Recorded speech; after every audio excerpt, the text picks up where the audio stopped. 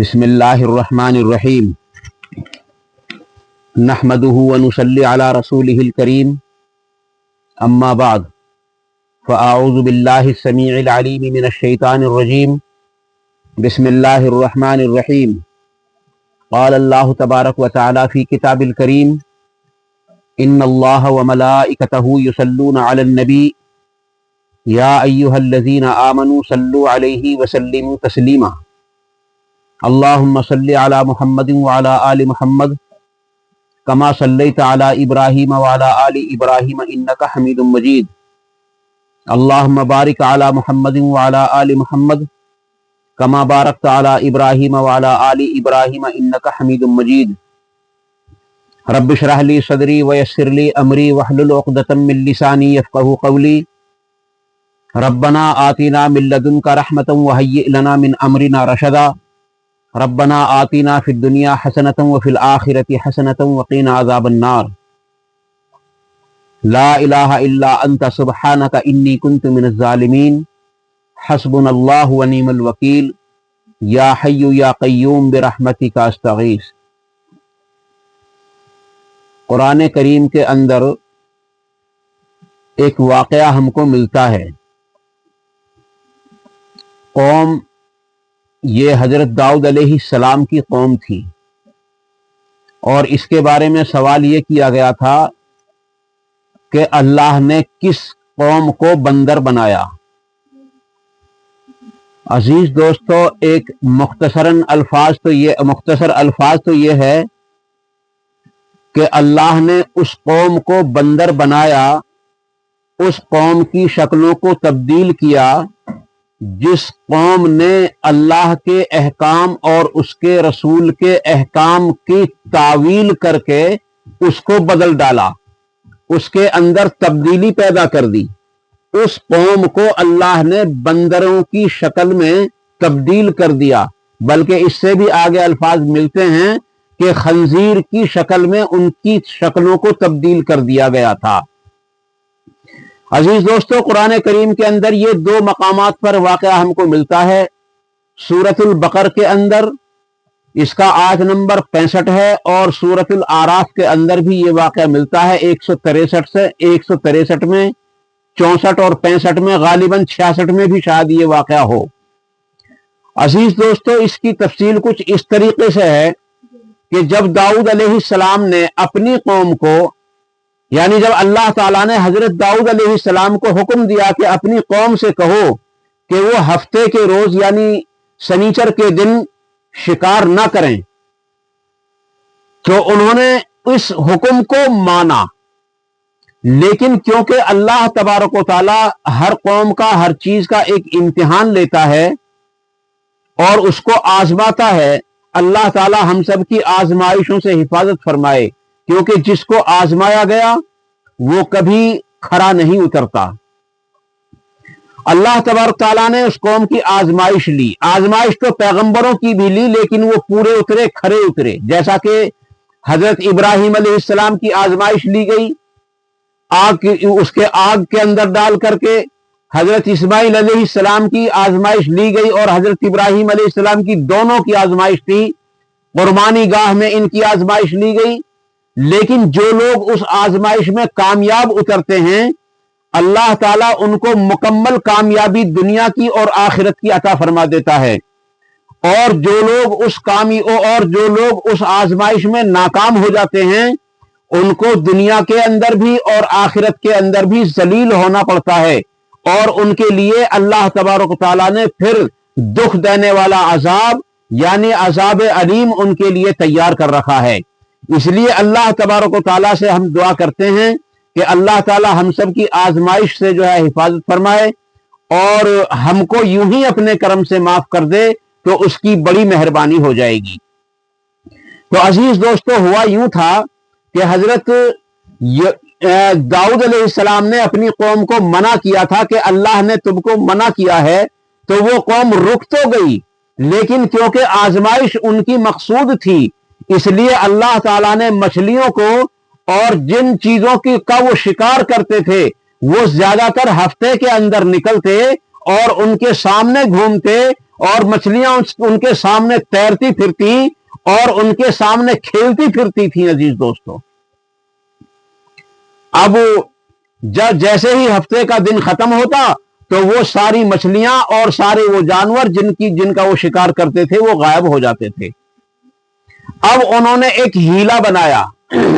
اسلام کے اندر ہیلا۔ عزیز دوستو، ایک ہیلے کے نام پر میری ایک ویڈیو بھی ہے اور اس میں بھی میں نے اس واقعے کو تھوڑا سا مختصراً آپ کے سامنے پیش کیا ہے۔ اس کے علاوہ آج بھی میں آپ کے سامنے مختصر ہی پیش کروں گا اس واقعے کو۔ یہ وہی ہیلا ہے جس کی وجہ سے وہ قوم برباد ہوئی عزیز دوستو۔ اب کیا ہوا کہ انہوں نے جمعے کے روز اپنے جال ڈالنے، کانٹے ڈالنے اور وہ چیزیں اختیار کرنا شروع کر دی جن سے شکار جو ہے ان کے جال میں پھنس جائے یا ان کھڈوں کے اندر آ جائے یا ان کانٹوں کے اندر آ کر کے پھنس جائے۔ وہ جمعے کے دن اس کام کو کرتے اور اتوار اور ہفتے کی شام تک اس کے اندر کافی شکار ان کو مل جاتا اور اتوار کے دن اس کو وہ نکال لیتے۔ عزیز دوستو، اس قوم کے اندر تین جماعت بنی، دو نہیں تین جماعت بنی اس قوم کے اندر۔ ایک جماعت وہ بنی جس نے یہ کام کیا، ایک جماعت وہ بنی جس نے اس کام سے ان لوگوں کو روکنے کی کوشش کی، یعنی ان کو روکنا چاہا، اور تیسری ایک جماعت اور بنی، وہ خاموش رہی۔ وہ خاموش رہی، بلکہ خاموشی کے ساتھ ساتھ وہ ایک بات اور بھی کہا کرتے تھے کہ تم ان لوگوں کو کیوں منع کرتے ہو، ایسے ہیلے اور ایسے بہانے سے جو ہے کیوں روکتے ہو؟ لیکن وہ کہتے کہ ہم اس لیے ان سے منع کرتے ہیں تاکہ ہم اللہ تبارک و تعالیٰ کے سامنے اس بات کو کہہ سکیں کہ ہم نے ان کو تیرا حکم پہنچا دیا تھا۔ عزیز دوستو، یہی وجہ ہے کہ جو علماء حق ہیں وہ ہمارے سامنے حق باتوں کو پہنچا رہے ہیں۔ اگر ہم قرآن اور حدیث سے ہٹ کر ان کی باتوں کو نہ مانیں، یعنی کہ ان کی باتوں کو مسترد کر دیں اور بزرگوں کی باتوں کو مانتے رہیں، تو اس میں ان کا کوئی نقصان نہیں ہے، بلکہ وہ اللہ کے سامنے قیامت کے روز بری الذمہ ہوں گے کہ ہم نے حق بات ان لوگوں تک پہنچا دی تھی اور ان لوگوں نے اس چیز کا انکار کر دیا۔ تو وہ لوگ یہی کہا کرتے، وہ لوگ مانتے نہیں تھے اور ایک جماعت ان کو سمجھاتی تھی اور ایک جماعت ان کو بھی سمجھاتی تھی کہ تم ان کو نہ سمجھاؤ کیونکہ یہ مانیں گے نہیں۔ تو یہ تو معلوم ہے نہیں مانیں گے، لیکن ہمارا معاملہ جو ہے ان کو بتانے کا صرف یہ ہے تاکہ قیامت کے روز یہ لوگ یوں نہ کہیں کہ ہمارے سامنے حق بات نہیں پہنچی تھی، اور کہیں قیامت کے روز یہ لوگ یوں نہ کہہ دیں کہ انہوں نے ہم کو روکا ہی نہیں تھا، اس لیے ہم روکتے بھی ہیں اور ان کو سمجھاتے بھی رہیں گے۔ بعض روایات میں یہاں تک آتا ہے کہ پھر ان لوگوں نے یعنی ان لوگوں نے بالکل بائیکاٹ کر دیا، ان سے ملنا جلنا، آنا جانا، کھانا پینا، اٹھنا بیٹھنا سب ان سے ختم کر دیا، جس کو آج ہمارے معاشرے میں کہتے ہیں حقہ پانی گرا دینا۔ عزیز دوستو، یہ حقہ پانی گرا دینے کا الفاظ اگرچہ شریعت کے اندر نہیں ہے، لیکن عام طور پر جو لوگ کہتے ہیں اس کو یہی کہتے ہیں حقہ پانی گرا دینا، یعنی ان سے کوئی تعلق نہیں۔ ایک روز ایسا ہوا کہ جس طرف وہ رہتے تھے اس طرف سے نہ کوئی بولنے کی آواز آئی، نہ کوئی چلنے پھرنے کی آواز آئی، نہ کسی کی کوئی محسوس ہوئی۔ آخر دن چڑھتا چلا گیا، آخر انہوں نے سوچا بھی بات کیا ہوئی، ادھر سے تو کسی طرح کوئی آواز ہی نہیں ہے۔ تو اس میں روایات کے اندر آتا ہے کہ ان لوگوں نے اس طرف جب جھانک کر دیکھا تو وہاں انسان ایک بھی نہیں تھا، بلکہ وہ تمام کے تمام بندروں کی شکل میں تبدیل ہو گئے تھے۔ اللہ تبارک و تعالیٰ نے ان پر بندروں کا عذاب نازل کر دیا اور ان کو اللہ تعالیٰ نے بندر بنا دیا۔ وہ ہیلا کرنے کی وجہ سے، بہانے کرنے کی وجہ سے، اللہ کے احکام اور اپنے وقت کے نبی کے حکم کی تعویل کرنے کی وجہ سے عزیز دوستو ان کو بندر بنا دیا تھا۔ اور وہ بندر بننے کی شکل میں بھی अपनों को, अपने लोगों को पहचानते थे, हालांकि जो लोग उनको समझाते थे वो उनको ये पता नहीं चल रहा था कि ये कौन है, ये कौन आदमी था, ये कौन आदमी था, बल्कि वो एक ही शक्ल के सारे बंदर बन गए। अब बाज लोगों का ख्याल ये भी है कि ये जो बंदर आज दुनिया के अंदर मौजूद हैं ये उन्हीं की नस्ल है। अजीज दोस्तों, ये उन बंदरों की नस्ल नहीं है, बल्कि हमको कुछ रिवायात के अंदर ये भी पता चलता है कि अल्लाह ताला ने 3 दिनों के अंदर उन तमाम बंदरों को, यानी उस तमाम कौम को हलाक कर दिया था। और जो लोग उन लोगों को समझाते थे, यानी तुम तावील ना करो, उनको समझाते थे, तो उनको अल्लाह ताला ने उस अजाब से बचा लिया। और तीसरी जमात का कुरान करीम में मेरी नजर में कोई जिक्र नहीं, कोई जिक्र, यानी मेरी नजर से कोई जिक्र नहीं गुजरा कि अल्लाह ताला ने तीसरी कौम का भी कहीं जिक्र किया हो, हालांकि 3 जमातों में बट गए थे वो लोग। आज हम देखते हैं कि हमारी उम्मत मुसलिमा जो है ये कितनी जमातों में बट गई है। मैंने तकरीबन 30 जमातें ऐसी लिख रखी हैं, 30 फिरके ऐसे लिख रखे हैं जिनमें ये उम्मत बटी हुई, तकसीम हुई है जी दोस्तों। और हर जमात कहती है कि हम कुरान पर अमल करने वाले हैं, हम अहदीस रसूल पर अमल करने वाले हैं, हालांकि उनमें से कोई भी कुरान पर या अहदीस रसूल पर अमल करने वाला नहीं होता, बल्कि उनमें से सिर्फ एक ही जमात है जो कुरान पर अमल करने वाली है और अहदीस रसूल पर अमल करने वाली है। मैं उस जमात का आपके सामने नाम नहीं लूंगा इस वक्त अजीज दोस्तों, क्योंकि हर फिरका अपने आप को कहता है। लेकिन अब सिर्फ मैं आपको एक ही मशवरा दूंगा, अपनी जिंदगियों को, अपनी नमाजों को, अपने हालात को अजीज दोस्तों कुरान से मिलाकर देखें, दीन बुजुर्गान से नहीं बल्कि कुरान से मिलाकर देखें, मुस्लिम शरीफ से मिलाकर देखें, बुखारी शरीफ से मिलाकर के देखें। इससे हमें पता चल जाएगा कि वो कौन सी जमात है जिसको अल्लाह तबारक व तआला ने, जिस पर अल्लाह ताला ने अपना हाथ रखा हुआ है और वो इन तमाम बुराइयों से बची हुई है और वो जन्नत में जाने वाली है। अपने आप पता चल जाएगा अजीज दोस्तों। और मैं ये भी नहीं कहता कि तुम कुरान की फला तफसीर पढ़ो, कुरान का फला तर्जमा पढ़ो, तुम अपने फिरके का तर्जमा पढ़ करके देख लो, अपने फिरके का। देवबंदी अपने फिरके का जो तर्जमा है, जो मौलाना अशरफ अली थानवी ने किया है, उसको पढ़कर देख लें। अहले हदीस उस तर्जमे को पढ़ करके देखें जो जूनागढ़ी वालों ने किया है, और अहले यानी कि बरेलवी हजरात उस तर्जमे को पढ़ करके देख लें जो उनके बुजुर्गों ने, यानी कि इमाम अहमद रजा खान ने किया है, उन्हीं तर्जमों को पढ़ करके देख लें और फिर अपनी जिंदगियों को मिला करके देखें। अपने आप पता चल जाएगा कि वो हमसे क्या कहना चाहते थे। हाँ, तर्जमे में एक आध जगह किसी ने अगर डंडी मार रखी है तो वो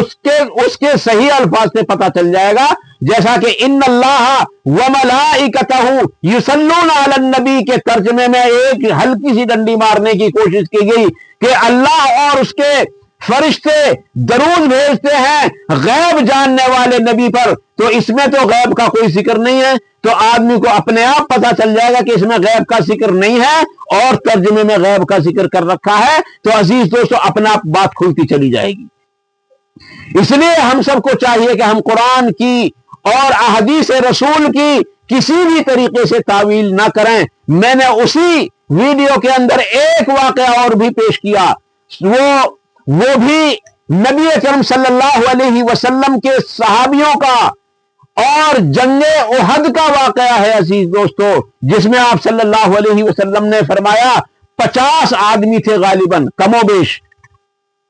उनको फरमाया हम हारें हम जीतें, हमारी अगरचे बोटियां बिखर जाएं लेकिन तुमको यहां से नहीं हटना। ये अल्फाज शायद हदीस में ना हो जो मैंने बोल दिया अभी कि बोटियां बिखर जाएं। बहरहाल अल्लाह के नबी सल्लल्लाहु अलैहि वसल्लम ने फरमाया कि तुम्हें यहां से नहीं हटना जब तक मैं ना कहूं तुमसे। लेकिन जब ईमान वालों की जीत हो गई और इन्होंने जो गैर ईमान वाले हैं उनको कत्ल कर दिया और वो भाग खड़े हुए, तो वो जो 50 आदमी थे ان کی 2 جماعتیں بنی۔ عزیز دوستو، جب ہم تعویل کرتے ہیں نا کسی حکم کی تو ان کی اسی طریقے سے جماعتیں تقسیم ہو جاتی ہیں۔ ان کی 2 جماعتیں بنی۔ ایک جماعت نے کہا اللہ کے نبی صلی اللہ علیہ وسلم کا جو حکم تھا وہ صرف جنگ کے وقت کے لیے تھا، اب کیونکہ جنگ ختم ہو گئی اس لیے اب آپ کا حکم بھی ختم ہو گیا۔ دوسری جماعت نے کہا نہیں، ہم کو یہ حکم دیا گیا ہے جب تک میں نہ کہوں جب تک یہاں سے نہ ہٹو۔ عزیز دوستو، جماعت بن گئی 2، ایک نے تعویل کر لی، ایک نے حرف با حرف اس پر عمل کیا۔ نتیجہ کیا نکلا؟ صحابہ کرام کی ایک کثیر جماعت جن کی تعداد 70 آدمی تھی وہ شہید ہوئے۔ عزیز دوستو، نبی اکرم صلی اللہ علیہ وسلم کے دندان مبارک شہید ہوئے، اور کتنے ہی لوگوں کو زخم لگے، کتنے لوگوں کو تکلیفیں اٹھائیں۔ اب اس سے ہم کو کیا میسج ملتا ہے؟ لوگوں، اگر تم اللہ کے حکم کی تعویل کر کے، اللہ کے حکم کے اندر ہیلا اور بہانہ کر کے اگر تم اس پر عمل کرو گے تو تم تو کیا ہو، اگر نبی کے میرے نبی کے صحابہ ہوں، امام الانبیاء کے بھی ساتھی ہوں، اور وہ اس کی تعویل کر کے اس پر عمل کریں اور اس کا الٹ کر لیں تو یاد رکھو خمیازہ ان کو بھی بھگتنا پڑے گا۔ اس کا خمیازہ ان لوگوں کو بھی بھگتنا پڑے گا، جیسا کہ ہمارے سامنے جنگ احد کا منظر سامنے آتا ہے۔ حضرت امیر حمزہ رضی اللہ تعالیٰ عنہ جیسا صحابی جو اللہ کے رسول صلی اللہ علیہ وسلم کے جو یعنی چچا ہیں، اور اللہ کے نبی صلی اللہ علیہ وسلم نے فرمایا یہ میرا بھی شیر ہے اور اللہ کا بھی شیر ہے، اسد اللہ و اسد رسولی، یہ اللہ کا اور اس کے رسول کا شیر ہے۔ عزیز دوستو، وہ بھی اس میں شہید ہوئے۔ کون؟ جو تمام شہداء کے سید ہیں، یعنی تمام شہداء کے سردار ہیں۔ عزیز دوستو، اس لیے ہم سب کو چاہیے کہ ہم اللہ کے احکام کی، اللہ کے اور اس کے رسول صلی اللہ علیہ وسلم کے احکام کی کوئی تعویل نہ نکالیں اپنے فائدے کے لیے، بلکہ قرآن اور حدیث کو حرف بہ حرف عمل کریں، اور جن حدیثوں میں شک ہے ضعیف ہونے کا ان کو ترک کرتے چلے جائیں، چھوڑتے چلے جائیں۔ میں یہ نہیں کہتا کہ تم ان کا انکار کرو، مباحثہ صحیح ہو، لیکن جب اس پہ شک ہو جائے، اللہ تعالیٰ قرآن کریم کے اندر ہم سب کو حکم دیتا ہے کہ جب تجھے کسی بات میں شک ہو جائے تو اس کو چھوڑ دے۔ اللہ تعالیٰ سے دعا ہے کہ وہ ہم سب کو ان مختصر سی باتوں پر عمل کرنے کی توفیق عطا فرما دے۔ جو بات جذبات میں غلط نکل گئی ہوں، اللہ تعالیٰ ان کو بھی ہم سب سے معاف فرمائے، اور کئی بات غلط نکلی ہیں، حالانکہ میں نے ان کی جو ہے وہ صفائی پیش کر دی ہے آپ کے سامنے، لیکن اللہ تعالیٰ ان سب کو معاف فرمائے اور ہمارے دلوں سے دھو کر نکال دے، اور حق باتوں کو ہمارے دلوں کے اندر راسخ فرمائے، ان پر عمل کرنا آسان فرمائے، اور ان پر عمل کرنے کے موقع عطا فرمائے، اور ان پر عمل کرنے کی مکمل طریقے سے توفیق عطا فرمائے۔ اور اللہ تعالیٰ سے دعا ہے کہ ہم سب کو قرآن اور حدیث پر مکمل طریقے سے عمل کر کے پکا اور سچا مسلمان بننے والا بنائے۔ دیوبندیت سے، بریلویت سے، قادریت سے، ان تمام فرقہ واریت سے ہم سب کو رہا فرمائے، اور ہم سب کو اہل سنت میں، یعنی اللہ کے نبی صلی اللہ علیہ وسلم کے طریقے پر ہم سب کو گامزن فرما دے۔ وآخر دعوانا ان الحمد للہ رب العالمین، سبحان ربک رب العزت عما یصفون، وسلام علی المرسلین، والحمد للہ رب العالمین، برحمتک یا ارحم الراحمین، والسلام علیکم ورحمۃ اللہ تبارک و تعالی وبرکاتہ۔